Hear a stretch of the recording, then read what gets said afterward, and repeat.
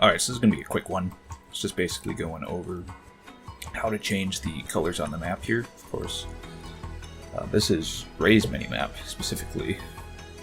There's other forms of minimaps, but this is just for this one. I had tasked modkarch probably a few months ago with trying to figure out a solution here, because, well, I don't know how to, edit the code or whatnot, and if you go into the options for the minimap itself,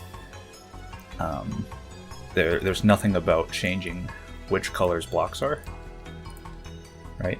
None of this works.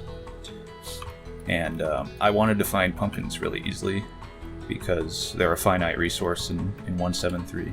And so I tasked modkarch with coming up with a way to make them appear as red on the minimap, or whatever color I wanted, right? Alright, so I'm using Prism Launcher. This might be the same with others. You just click folder here, or you can just find wherever that is. You go to your Minecraft folder here, and mods, and then REI minimap, and block color.txt. So the important thing here is REI's minimap generates this file every time it's installed or even reinstalled. So it's good to have a backup somewhere else that you can copy paste into there in case you change your jar mods around or whatnot. It's going to redo it every time, but you'll find whatever block that you need to change. So in my case, pumpkin. And here it is. So this is going to be your color value. Now this looks like gibberish, but I'll tell you how to do this. So what those colors are is they're in the ARGB format as well as in hex decimal. So if we go to a hex color picker here, you find whatever color you want to pick, right? So in my case it was red.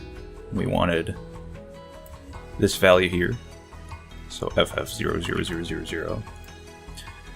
We can go edit that. The one thing to note though is it's ARGB, so the first two are how transparent it is, or what the alpha channel is. On most blocks that's just left as F. If we look at something like ice though, or glass, you'll see it's a little less, and you'll just have to convert from 0 to 256 into hex.